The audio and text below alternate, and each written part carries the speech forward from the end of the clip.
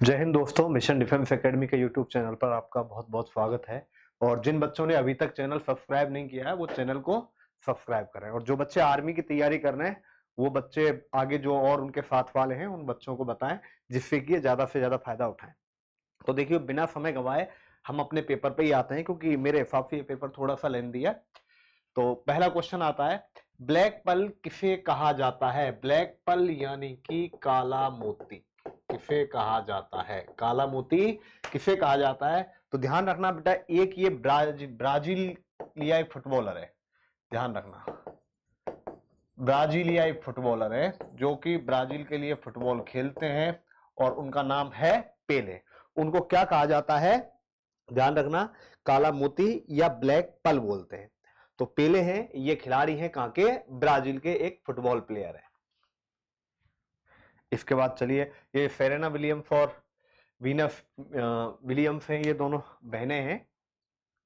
इसके बाद चलिए आगे, बैंकॉक किसकी राजधानी है? देखो, बैंकॉक किसकी राजधानी है?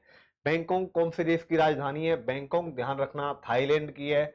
मलेशिया की क्या है राजधानी? कुआलालंपुर। श्रीलंका की जयवर्धनेपुरा, श्रीलंका की जयवर्धनेपुरा। और लाओस की राजधानी की बात करें तो वियनटा इसकी राजधानी है। इसकी लाओस की राजधानी है। ध्यान रखना, राजधानियों से संबंधित क्वेश्चन और मुद्राओं से संबंधित क्वेश्चन काफी आते हैं आपके एग्जाम में। इसके बाद चलिए क्वेश्चन नंबर आगे, चाय मुख्यतः पाई जाती है। देखो, चाय की बात करें तो भारत दूसरा सबसे बड़ा उत्पादक है चाय का। विश्व में भारत चाय का दूसरा सबसे बड़ा उत्पादक है। और चाय, ध्यान रखना, जो पहाड़ी ढलान होते हैं, जो हिल स्लोप होते हैं, पहाड़ी ढलानों में पाई जाती है।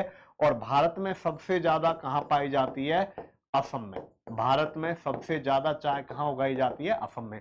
मेनली ये आपकी असम है, आपका पश्चिम बंगाल है, और आपका तमिलनाडु है।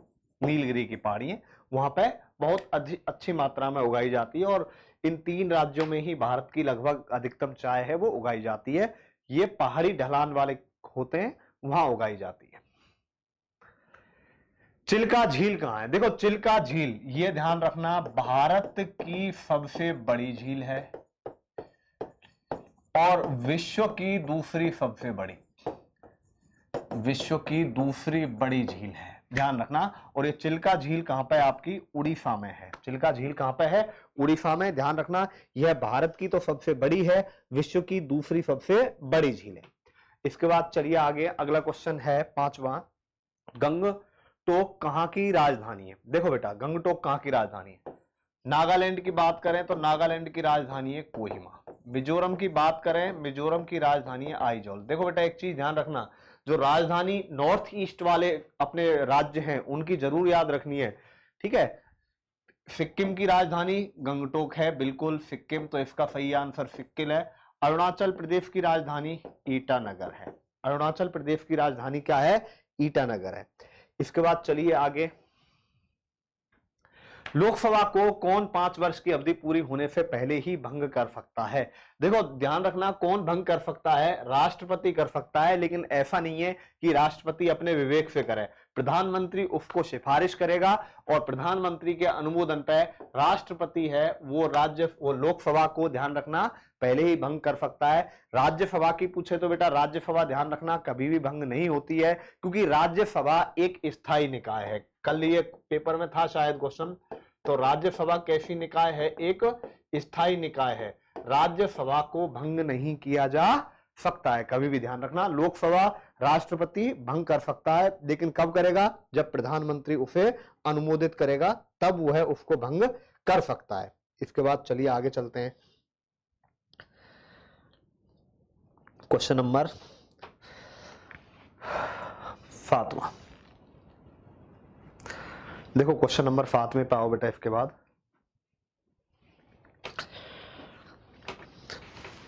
आईएमए स्थित है। देखो, आईएमए क्या है बेटा? फुल फॉर्म है इंडियन मिलिट्री एकेडमी।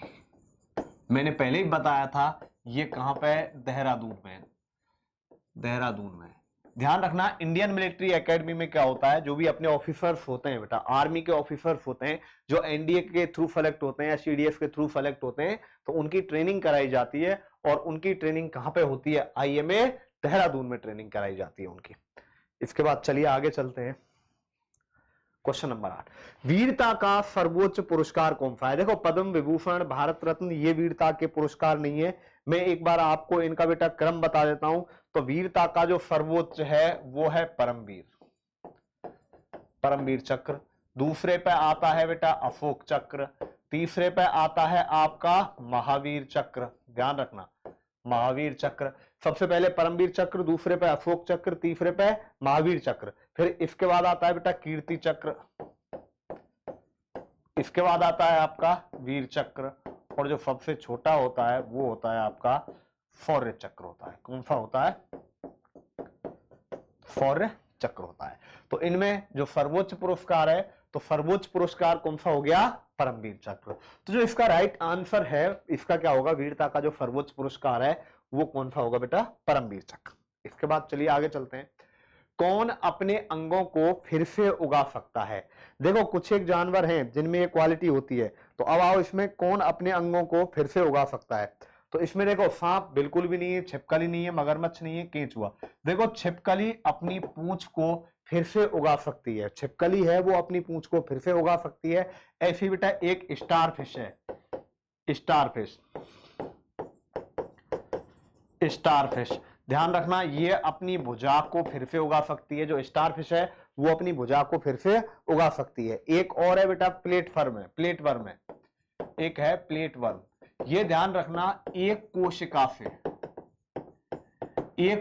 से पूरे शरीर को उगा सकती है। ध्यान रखना कौन है? प्लेटवर्म।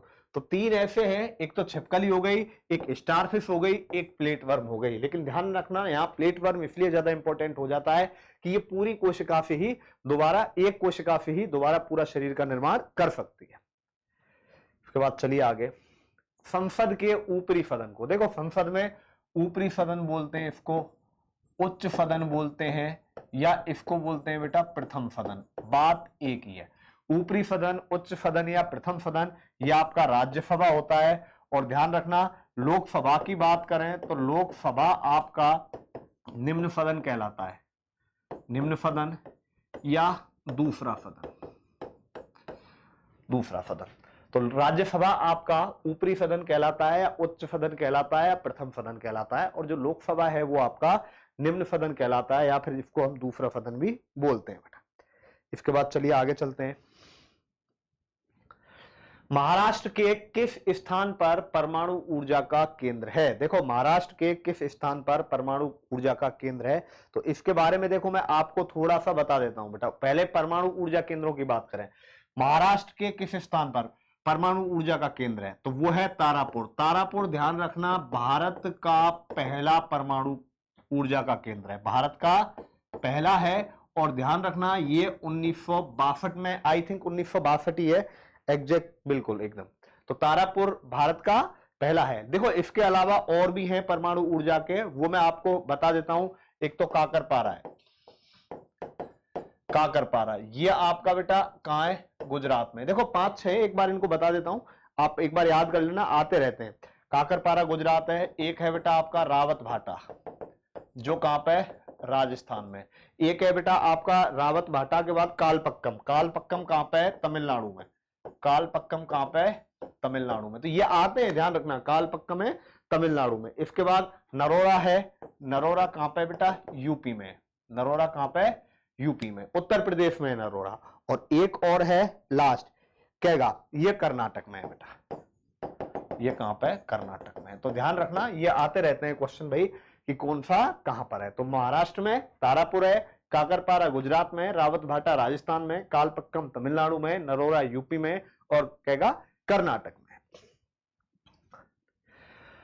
असम की राजधानी क्या है? देखो कोहिमा नागालैंड की राजधानी है, अगरतला त्रिपुरा की है, शिलोंग मेघालय की है, और दिसपुर कहां की है? असम की है। ध्यान रखना बेटा राजधानी से जो संबंधित ज्यादातर क्वेश्चन आते हैं वो आपके नॉर्थ ईस्ट से आते हैं। तो असम की राजधानी क्या हो गई? आपकी दिसपुर है, ध्यान रखना असम की राजधानी क्या है आपकी, दिसपुर।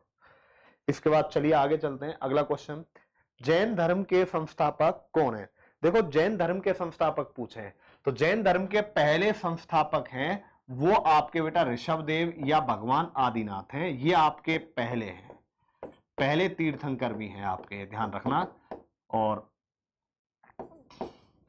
महावीर स्वामी ये आपके 24वें तीर्थंकर हैं, और भगवान पार्श्वनाथ शायद 23वें हैं, ध्यान रखना 23वें हैं, 22वें शायद नेमिनाथ हैं। तो ये आते हैं बेटा, ध्यान रखना। टोटल जैन धर्म में 24 तीर्थंकर हुए हैं, जिसके जो सबसे पहले हैं वो ऋषभदेव या भगवान आदिनाथ हैं, ठीक है। उसके बाद बेटा 23वें 24वें आपके जो अंतिम हैं भगवान महावीर स्वामी है। तो जैन धर्म के संस्थापक पूछा है तो आपके कौन है, ऋषभदेव है। 23वें आपके पार्श्वनाथ जी हैं, 22वें आपके नेमिनाथ जी हैं। What is the city of gardens called? देखो बगीचों का शहर किसे कहा जाता है, ध्यान रखना भारत में बगीचों का शहर कहा जाता है किसको, बेंगलुरु को। तो इसका जो राइट आंसर है वो क्या है आपका, बेंगलुरु। इसके बाद आइए भारत का राष्ट्रीय पुष्प, चमेली, गेंदा, गुलाब, कमल। देखो भारतीय संस्कृति में एक अभूतपूर्व स्थान है, ध्यान रखना भारतीय संस्कृति में एक अभूतपूर्व स्थान है, कमल के फूल का भारतीय संस्कृति में एक अभूतपूर्व स्थान है। जो हमारे वेद हैं, पुराण हैं, देखा होगा आपने जब लक्ष्मी पूजा करते हैं तो लक्ष्मी जी भी कमल के फूल पर बैठी हुई होती हैं। तो ध्यान रखना इसका हमारी जो भारतीय संस्कृति है वो है, और इसको बेटा मांगलिक कार्यों का प्रतीक माना जाता है, मांगलिक कार्यों का। तो इसलिए जो भारत का राष्ट्रीय पुष्प है वो क्या है बेटा, कमल है। इसके बाद देखो यहाँ पे आपका जीके का पोर्शन कंप्लीट हो जाता है। इसके बाद हम आगे बढ़ते हैं, जीके के बाद आते हैं बेटा आपके साइंस के क्वेश्चनों की ओर। देखो साइंस के क्वेश्चनों में चलते हैं, साइंस पे आओ। पहला क्वेश्चन, सबसे कम तरंग दैर्घ्य किसकी होती है? देखो बेटा सबसे कम जो तरंग दैर्घ्य होती है, देखो सबसे कम होती है बैंगनी रंग की, और जो सबसे अधिक है, ध्यान रखना सबसे अधिक तरंग दैर्घ्य होती है लाल रंग की। सबसे कम होती है बैंगनी की और सबसे अधिक होती है कौन से रंग की, लाल रंग की।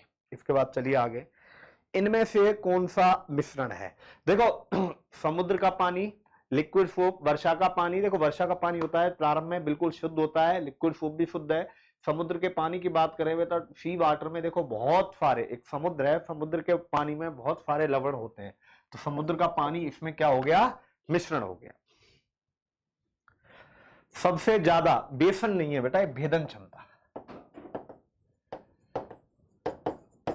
ये देखो क्वेश्चन है, कई बार आता है एग्जाम में कि सबसे ज्यादा जो भेदन क्षमता है वो किसकी है? तो ध्यान रखना सबसे ज्यादा भेदन क्षमता गामा किरणों की होती है और सबसे कम होती है अल्फा किरणों की। सबसे ज्यादा भेदन क्षमता है वो गामा किरणों की होती है, और सबसे कम भेदन क्षमता होती है वो किसकी होती है, आपकी अल्फा किरणों की होती है। तो ये क्वेश्चन आते हैं एग्जाम में, ध्यान रखना बेटा। तरंग दैर्घ्य का एसआई मात्रक, देखो जो वेवलेंथ होती है बेटा, वेवलेंथ का एसआई मात्रक है वो मीटर होता है। तो इसमें कौन सा आ जाएगा, इसका आंसर मीटर आ जाएगा बेटा, ध्यान रखना। तो तरंग दैर्घ्य का एसआई मात्रक क्या होता है, मीटर होता है। कंकाल की आयु का पता लगाने के लिए कौन सी विधि काम में ली जाती है? देखो कई जगह बहुत सारे जीवाश्म मिलते हैं या कंकाल मिलते हैं, तो एक कार्बन डेटिंग विधि होती है बेटा। कार्बन डेटिंग विधि के आधार पर इन सबका पता लगाया जाता है, ध्यान रखना। कौन सी विधि होती है, कार्बन डेटिंग विधि होती है, जिसके द्वारा आयु का पता लगाया जाता है। पीलिया शरीर के किस अंग को प्रभावित करता है? देखो बताया था पीला है, इसमें बेटा आंखों का रंग पीला हो जाता है, आंखों का रंग कैसा हो जाता है, पीला हो जाता है। और ध्यान रखना पेशाब भी पीला आता है। और ये जो प्रभावित करता है, यकृत को प्रभावित करता है, लीवर को प्रभावित करता है। तो पीलिया रंग शरीर के किस अंग को प्रभावित करता है, यकृत को प्रभावित करता है। बहुत ही खतरनाक बीमारी है भाई पीलिया। इसके बाद चलिए आगे चलते हैं।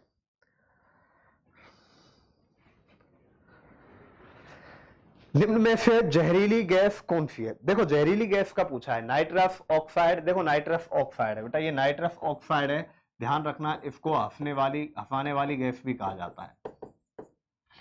गैस भी कहा जाता है, N2। ध्यान रखना, अफाने वाली गैस भी कहा जाता है।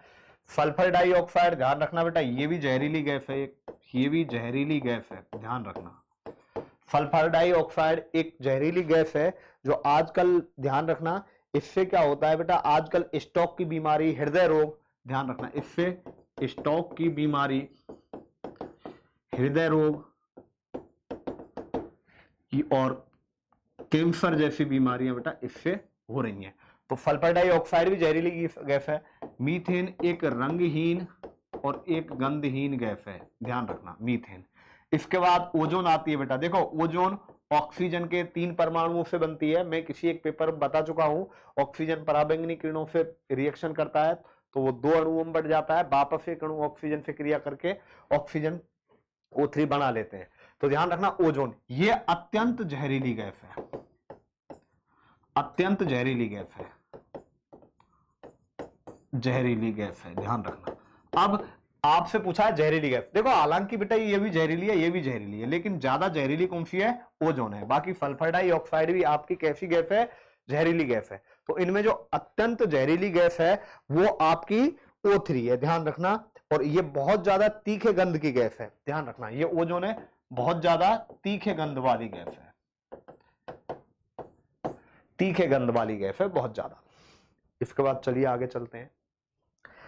कोलेरा किसके कारण होता है? देखो, कोलेरा विब्रियो कोलेरी के कारण होता है। किसके कारण होता है? विब्रियो कोलेरी के कारण होता है। स्वाइन फ्लू H1N1 वायरस से होता है, ठीक है। ये चिकनगुनिया है, चिकनगुनिया मच्छर काटने से होता है। तो इसमें जो कोलेरा होता है, हैजा होता है, वो किसके कारण होता है? विब्रियो कोलेरी के कारण होता है बेटा। अनाज के फफूंद को दूर करने की सर्वोत्तम विधि है। देखो, अनाज के फफूंद को दूर करने की इनमें से जो सर्वोत्तम विधि है वो है प्रोपाइनिक। कौन सी है? प्रोपाइनिक। अनाज से फफूंद को दूर करने के लिए एक सर्वोत्तम विधि है। इसके बाद चलिए आगे। किस रसायन को पूर्णतः प्रतिबंधित कर दिया गया है? देखो, इनमें से आता है क्लोरोफॉर्म।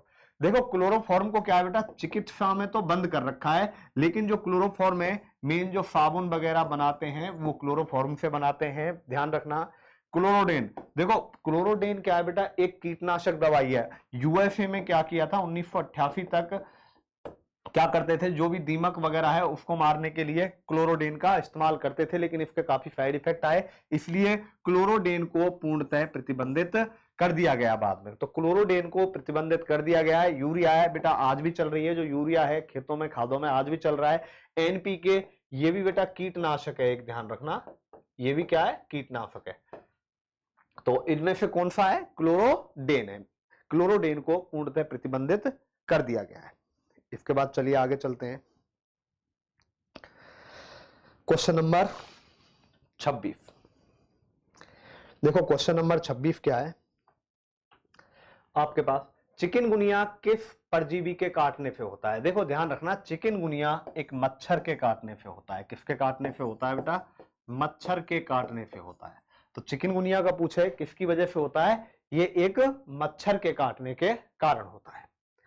इसके बाद चलिए 27वां। ऐसी कौन सी धातु है जिसे चाकू से काटा जाता है? देखो, पहले ही बताया था मैंने, ये बहुत मुलायम धातु होती है और इसको बेटा चाकू से काटा जा सकता है, सोडियम को। और इसको हम कहां रखते हैं? मिट्टी के तेल में रखते हैं। मिट्टी के तेल में क्यों रखते हैं?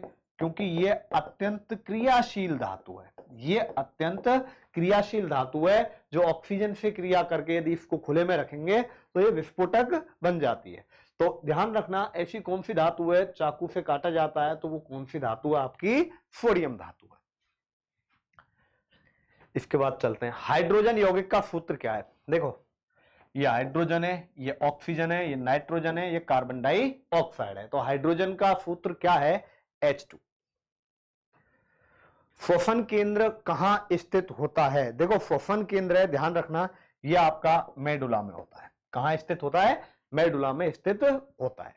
इसके बाद चलिए आगे। देखो, लास्ट क्वेश्चन है, नहीं एक क्वेश्चन छूट गया शायद कहीं 29 के बाद, ठीक है 30वां क्वेश्चन शायद छूट गया है बेटा, 30वां क्वेश्चन आपका रह गया है, चलो कोई बात नहीं। इसके बाद आओ क्वेश्चन नंबर 31। कितने प्रतिशत प्रतिवर्ष साधारण ब्याज की दर से ₹1 60 वर्ष में 9 रुपए अर्जित कर लेगा। देखो बेटा, आपने 1 रुपया उधार दिया, ऐसे समझो मूलधन 1 रुपया और आपके पास बेटा मिश्रधन कितना हो गया 900 रुपए। कितने रुपए का 100 रुपए। ब्याज कितने का लगा बेटा ये बताओ आप। ब्याज लगा आपके पास 800 का। कितने वर्ष में 60 वर्ष में। अब 60 वर्ष का ब्याज कितना आ गया बेटा 800। तो एक वर्ष का ब्याज कितना आ गया 800 बटा 60 आ जाएगा। तो 800 बटा कितना आ जाएगा 60। तो यहां पे तो मेरे हिसाब से ऑप्शन में कोई भी नहीं है।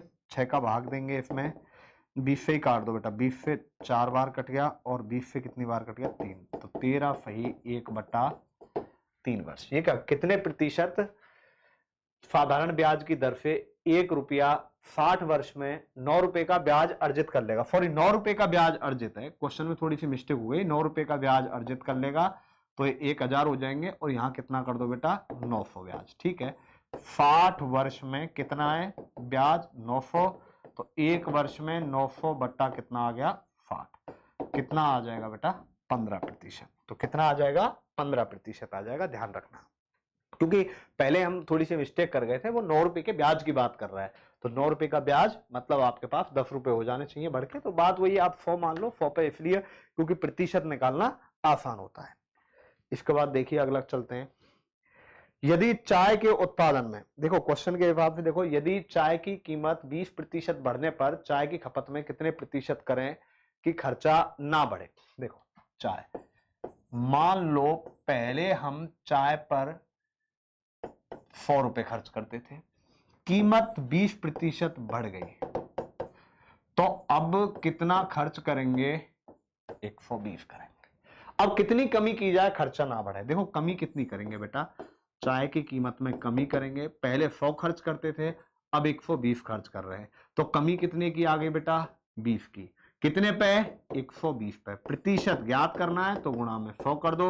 6 का भाग देंगे, 16 सही 2 बटा 3%। तो इसका जो राइट आंसर है वो क्या आ जाएगा 16 सही 2 बटा 3। ध्यान रखना, चाय की कीमत पहले चाय पे 100 रुपए खर्च करते थे, उसके बाद बेटा 20% बढ़ गया, तो अब कितने करेंगे 120 खर्च करेंगे। कमी कितने की हो गई 20 की हो गई। कितने पे 120 पे करेंगे, क्योंकि अब जो आ रहा है सामान 120 का आ रहा है। प्रतिशत ज्ञात करना है तो गुणा कितने का आ जाएगा 100 का आ जाएगा। इसके बाद चलिए आगे चलते हैं। Question number 33।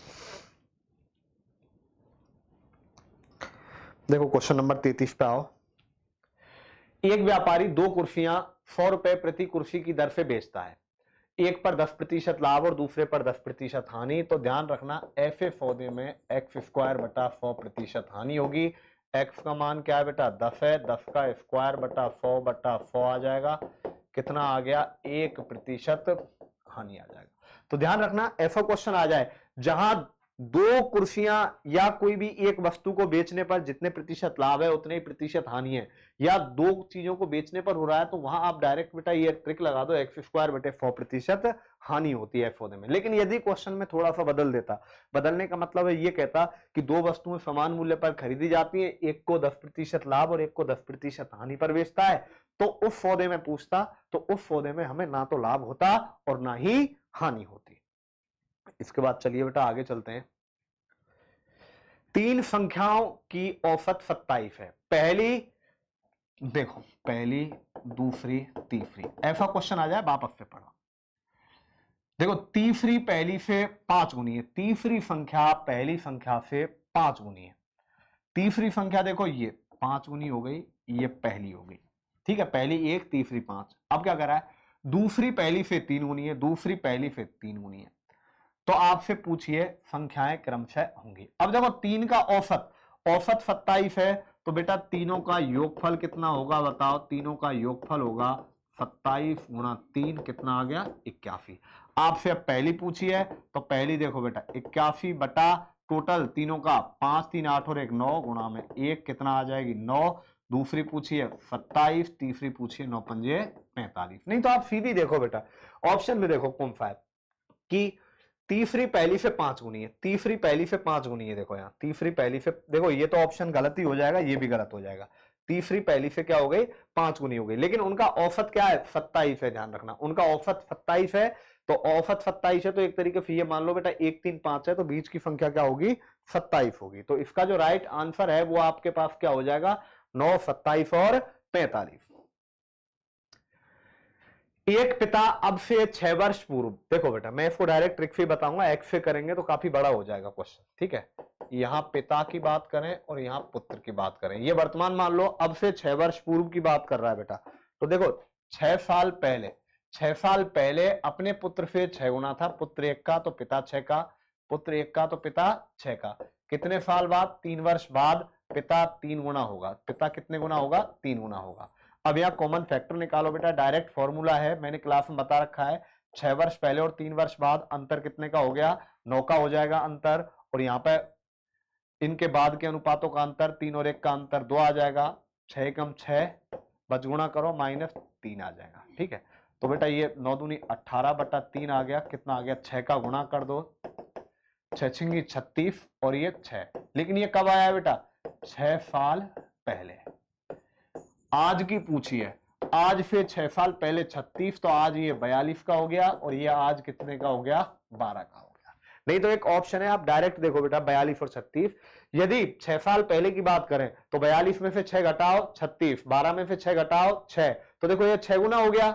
अब 3 वर्ष बाद की बात करें तो ये 45 हो जाएगा, ये 15 हो जाएगा, तो 15 3 या 45, तो 3 गुना रहेगा। तो इसका मतलब कौन सा राइट आंसर होगा इसका 42 और 45। आप चाहो तो एक्स मान के भी कर सकते हो, नहीं तो हमारे पास बेटा एक डायरेक्ट फॉर्मूला होता है कॉमन फैक्टर का। ये ऊपर वाली 6 साल पहले की है, ये 3 साल बाद की है, टोटल अंतर 9 साल का हो गया। बाद के अनुपातों का अंतर 3 और 1 का 2 का गुणा कर देंगे, अनुपातों के बजगुणा का अंतर 6 एकम 6 -3 एकम 3, 18/3 आ जाएगा 6 का गुणा कर देंगे बेटा, ये 6 साल पहले की है, तो आज की ज्ञात करने के लिए दोनों में 6 जोड़ देंगे। इसके बाद चलिए आगे चलते हैं, क्वेश्चन नंबर 35। 90 डिग्री के कोण को कहते हैं, देखो 90 डिग्री का कोण क्या कहा जाता है आपका अधिक कोण। देखो अधिक कोण आपका 90 से तो ज्यादा है, लेकिन 180 से कम है। सरल कोण आपका 180 डिग्री का है, समकोण आपका 90 का है, न्यून कोण आपका 90 डिग्री से कम का कहलाता है। तो ध्यान रखना समकोण क्या होता है 90 डिग्री का कोण होता है। अब देखो यहाँ पे क्या बच गए बेटा, 2 कोण बच गए, अधिक कोण हो गया। देखो सबसे पहले आता है न्यून कोण 90 से कम, 90 का हो जाता है समकोण, 90 से ज्यादा 180 से कम आपका अधिक कोण हो गया, और 180 का सरल कोण, 180 से ज्यादा और 360 से कम आपका कहलाता है बेटा बृहद कोण। कौन सा बृहद कोण, बृहद कोण। और एक 360 डिग्री का होता है ये आपका संपूर्ण कोण, क्योंकि इससे ज्यादा कोण फिर बनता नहीं है। आप एक पूरा इस तरीके से घूम जाओगे तो वो 360 डिग्री का कोण बनेगा। इसके बाद वापस 1 2 3, दो संख्याओं का योग, देखो x प्लस वाई कितना है 14, x गुणा वाई कितना है बताओ बेटा, x गुणा वाई कितना है आपके पास, x गुणा वाई है 48। अब आप ऐसी दो संख्याएं सोचो, जोड़ने पर 14 है, गुणा करने पर 48 आए। तो देखो आप डायरेक्ट ही सोच के कर सकते हो बेटा, 8 गुणा 6 सॉरी 8 प्लस 6 और 8 गुणा 6। तो डायरेक्ट बताओ, इसमें पूछा है छोटी संख्या तो छोटी संख्या 6, बड़ी संख्या पूछे तो बड़ी संख्या क्या हो जाएगी बेटा 8। यदि पूरे तरीके से करना है तो देखो कैसे करेंगे, इसको पूरा मेथड लगाएं तो क्वेश्चन काफी बड़ा हो जाएगा। जैसे मैं कहूं एक्स स्क्वायर, देखो ये है एक्स प्लस वाई है, इसका स्क्वायर करो बेटा, ये आ जाएगा x square plus y square plus 2xy, और ये किसके बराबर आ जाएगा बेटा, इसका स्क्वायर करेंगे 14 का 196। तो यहां से x square plus y square बराबर 196 माइनस 2xy, 2xy कितना है बताओ 196 माइनस 2 गुणा में xy कितना है 48, तो 48 आ जाएगा यहाँ पे। यहाँ अब हम निकालेंगे बेटा x माइनस वाई का स्क्वायर, तो ये होगा x square plus y square minus 2xy। तो यहां से आप बेटा x माइनस वाई का मान निकालो, x प्लस वाई है, इस तरह से यहां से x और y का मान निकालेंगे। लेकिन ध्यान रखना यदि आप बेटा इस तरीके से करोगे तो क्वेश्चन काफी बड़ा हो जाएगा भाई, तो हमें डायरेक्ट ही देख लो, आसानी से हो जाएगा ये क्वेश्चन। इसके बाद चलिए आगे चलते हैं, क्वेश्चन नंबर इसके बाद आता है आपका 38। एक पंसारी किस अनुपात में 15 रुपए किलो देखो इधर 15 रुपए किलो, इधर 20 रुपए किलो, इनको मिला दें और इनको मिलाने पर मूल्य होना चाहिए 16.5। मेथड ऑफ एलिगेशन लगाना है, ध्यान रखना, हमें मिश्रण का नियम लगाना है। तो एक तरफ 15 रुपए किलो, इधर 20 रुपए किलो, और इनको मिलाने पर मूल्य 16.5 हो जाए। तो देखो इधर घटाओ, 16.5 में से 15 घटाओ और यहाँ 20 में से 16.5 घटाओ, तो ये 3.5 आ गया और यहाँ 1.5 आ गया, तो 7:3 आ जाएगा। तो इसका जो राइट आंसर है वो क्या आ जाएगा, 7:3 आ जाएगा। अब 260 मीटर लंबी एक ट्रेन 40 मीटर लंबे पुल को, तो बेटा कुल दूरी क्या आ गई इस कंडीशन में, कुल दूरी 260 प्लस 40 कितना आ गया, 300 मीटर आ गया। ठीक है, 12 सेकंड में पार कर रही है, पुल को पार करने में लगा समय, समय कितना है 12 सेकंड। तो ट्रेन की चाल बराबर दूरी बटा समय। तो बेटा दूरी कितनी है 300 मीटर, समय कितना है 12। अब ये चाल आएगी यहां से मीटर पर सेकंड में, किलोमीटर पर आवर में बदलनी है, तो 18/5 का गुणा कर देंगे बेटा, यहाँ पे कितने का 18/5 का। 6 दूनी 12, 6 से कितनी बार कट गई बेटा, ये 6 से कट गया 3 बार, 5 दूनी 10, 10 से कट गया 30 बार, 30 दिया 90 किलोमीटर पर आवर। इसका राइट आंसर क्या आ जाएगा, 90 किलोमीटर पर आवर। देखो कुल दूरी इस कंडीशन में दोनों की दूरी जुड़ जाएगी, दोनों की दूरी जुड़ के कितनी हो गई 300 मीटर हो जाएगी, और आपके पास समय कितना लग रहा है 12 सेकंड लग रहा है। तो बेटा 300 में हम 12 का भाग दे देंगे, लेकिन इसको किलोमीटर पर आवर में कन्वर्ट करना है, तो इसलिए यहां गुणा कितने का करेंगे हम 18/5 का गुणा करेंगे। इसके बाद 100 को आधे से विभाजित करें, क्वेश्चन के अकॉर्डिंग 100 को डिवाइड करो आधे से, फिर 5 से गुणा करें, फिर इसको गुणा करो बेटा 5 से, और इसमें से 20 घटाएं, तो रिजल्ट क्या आएगा, 2 कहां चला जाएगा बेटा ऊपर चला जाएगा, तो 200 गुणा 5 माइनस 20, ये 1000 माइनस 20 कितना आ जाएगा 980 आ जाएगा। तो इसका जो राइट आंसर है वो इसके बाद क्या आ जाएगा आपके पास 980 आ जाएगा। क्वेश्चन नंबर 40, 6 व्यक्ति 9 दिन में कार्य को पूरा करते हैं। देखो बेटा 6 आदमी 9 दिन में काम को कर रहे हैं, तो 3 आदमी, तो कितने व्यक्ति 3 दिन में, 3 दिन में x व्यक्ति, x बराबर काट दो बेटा, ये 3 दिया 9, 6 दिया 18, तो कितना आ जाएगा बेटा इसका राइट आंसर 18 आ जाएगा। ध्यान रखना आसान क्वेश्चन है, और टाइम एंड वर्क में यहां से क्वेश्चन बहुत ज्यादा पूछा जाता है। इसके बाद चलिए आगे चलते हैं। ए 40,000 रुपए के निवेश से एक व्यापार शुरू करता है, बी 4 महीने बाद व्यापार में शामिल हो जाता है, 1 वर्ष बाद वे 6:5 में लाभ बांटते हैं, तो बी ने कितना धन निवेश किया। देखो ए और बी पूंजी, इसने मान लिया बेटा 40,000 लगाई, और इसने कितनी लगाई मान लेते हैं x। समय ए पूरे 12 महीने और ये 4 महीने बाद आता है, यानी बी 4 महीने बाद उसके व्यापार में जुड़ रहा है, तो बी कितने टाइम रहा व्यापार में 8 महीने रहा। अब आगे कह रहा है वो 1 वर्ष बाद 6:5 में लाभ को बांटते हैं, तो देखो लाभ 6:5 में बांटा जाता है, तो इसका लाभ देखो 40,000 गुणा 12 और x गुणा 8, और ये अनुपात है बेटा किसके बराबर, देखो 40 गुणा 12 बराबर इसको मिल रहे हैं 6 रुपए, और यहाँ पे x गुणा 8 बराबर इसको मिल रहे हैं कितने रुपए 5 रुपए। तो आप बेटा क्या कर देंगे, इसको सॉल्व करो, 40,000 गुणा 12 गुणा 5 इधर आ जाएगा, x इधर, और यहाँ 8 गुणा क्या आ जाएगा 6 दूनी 12, 8 से कितनी बार कट गया बेटा 5,000 बार, तो 5,000 दूनी 10,000, पंजे 50,000, तो कितने रुपए लगाए इसने 50,000 रुपए लगाए। तो ए ने कितने रुपए लगाए 50,000, क्योंकि ध्यान रखना लाभ बराबर होता है बेटा, मैंने आपको बताया है क्लास में पूंजी गुणा समय, लाभ बराबर पूंजी गुणा समय, ये इनकी पूंजी है, ये इनका समय, ये लाभ आ जाएगा, ये 6 के बराबर दे रखा है, ये 5 के बराबर दे रखा है। राहुल ने प्रथम सेमेस्टर में, देखो पहले सेमेस्टर में 75 अंक, दूसरे सेमेस्टर में 90 अंक, तो राहुल के परिणाम में कितने प्रतिशत सुधार हुआ। देखो 75 से 90 हो गए बेटा, तो एक बात बताओ कितने की वृद्धि हुई है, कितने की वृद्धि हुई है बेटा, एक बात बताओ 15 की वृद्धि हुई है, कितने पे 75 पे, प्रतिशत वृद्धि ज्ञात करनी है, 5 का गुणा हो जाएगा, कितना आ गया 20% आ गया। ध्यान रखना राहुल ने पहले सेमेस्टर में 75 अंक है, 75 से बढ़कर 90 हो गए, 90 हो गए, 15 अंक बढ़ गए, कितने पे 75 पे, प्रतिशत ज्ञात करना है तो गुणा में 100 का हो जाएगा। इसके बाद चलिए आगे, 3 मीटर, 4 मीटर और 5 मीटर भुजाओं वाली घनों को पिघलाकर एक नया घन बनाया गया है। नए घन की भुजा क्या है? देखो, जब 3 घनों को पिघलाकर एक नया घन बनाएंगे तो इस कंडीशन में क्या चीज बराबर रहती है? ध्यान रखना बेटा, इस कंडीशन में हमेशा ध्यान रखना आयतन बराबर होता है। जो उसमें लोहे की मात्रा है वो बराबर रहती है। तो लोहे की मात्रा देखो क्या बराबर है? आयतन। तो इन तीनों का आयतन जोड़ो। घन का आयतन क्या होता है बताओ? घन का आयतन होता है भुजा क्यू, ए क्यू। तो पहली का आयतन 3 का क्यूब, दूसरी का आयतन 4 का क्यूब और इसका आयतन 5 का क्यूब, और ये ए क्यूब के बराबर हो जाएगा। हमने मान लिया ये किसका है बेटा? बड़े घन का आयतन। 3 का क्यूब 27, 4 का 64, 5 का 125 और ये ए क्यूब। इनको जोड़ो, 5 4 9, 9 और 7 16, 2 और 6 8 और 2 10 और 1 11 और 1 और 1 2, ये ए क्यूब आ गया। तो ए बराबर ये 216 कितने का है बेटा? 6 का है। तो इसका जो राइट आंसर आएगा वो राइट आंसर क्या आ जाएगा? 6 आ जाएगा। ध्यान रखना, इस कंडीशन में उनका आयतन बराबर रहेगा तो आप उनका आयतन आपस में बराबर कर दीजिए और आपके पास जो सही उत्तर है वो निकल के आ जाएगा। इसके बाद चलिए आगे चलते हैं। क्वेश्चन नंबर इसके बाद है आपका 45। अब देखो क्वेश्चन नंबर 45 करना है हमें। तो क्वेश्चन नंबर 45, निम्नलिखित में से कौन सी संख्या 9 से भाजित है? 9 से भाजकता का नियम है अंकों का योग 9 से भाजित है। अंकों का योग 9 से भाजित है। अब एक बार बताओ, अंकों का योग देखो बेटा, एक बार जोड़ते हैं।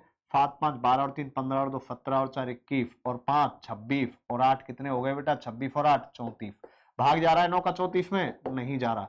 6 और 2 8 और 3 11 और 4 15 और 5 20 8 28 8 36। तो 36 में देखो 9 का भाग जा रहा है 4 बार। तो इसका मतलब इसका जो राइट आंसर है वो क्या होगा? Option B. देख लो एक बार, 6 और 2 8 3 11 और 4 15 20 और 16 कितना हो गया? 36 हो गया। तो अंकों का योगफल यदि 9 से विभाजित है तो दी गई संख्या भी 9 से विभाजित होगी। किसी भी छोर से शुरू करने पर यदि पंक्ति में आप देखो कोई भी छोर से करो, दायां भी 11 और बायां भी 11, दायां भी 11 आ रहा है और बायां भी 11 आ रहा है। ध्यान रखना 12 नहीं है, कितना है? 11 है। तो आप कैसे करेंगे इस क्वेश्चन को? 11 आ रहा है तो कुल कितने होते हैं बेटा? कुल ध्यान रखना, दायां प्लस बायां माइनस 1 कर देंगे तो 11 प्लस 11 माइनस 1 हो जाएगा 22 माइनस 1 कितना आ जाएगा? 21। टोटल निकालने हमें तो दायां प्लस बायां माइनस 1 कर देंगे बेटा। तो 11 और 11 22, 22 में से 1 गया तो कितना आ गया? 21। आप कहीं से काउंट करो 11वें नंबर पे ही आओगे। देखो 9 10, देखो यहां 1 का अंतर, यहां 2 का अंतर, नहीं यहां 4 का अंतर। देखो इस क्वेश्चन में थोड़ी सी मिस्टेक है भाई, ये यहाँ पे 14 नहीं है, ये टाइपिंग मिस्टेक हो गई है। इसमें ये 14 नहीं है, ये है बेटा 14 के बाद 23 है, 10 नहीं है, ध्यान रखना। 4, इसके बाद 9 का अंतर, इसके बाद 16 का अंतर, 1 का वर्ग, 2 का वर्ग, 3 का वर्ग, 4 का वर्ग, आगे 5 का वर्ग और 5 का वर्ग कितना आ जाएगा बेटा? 25।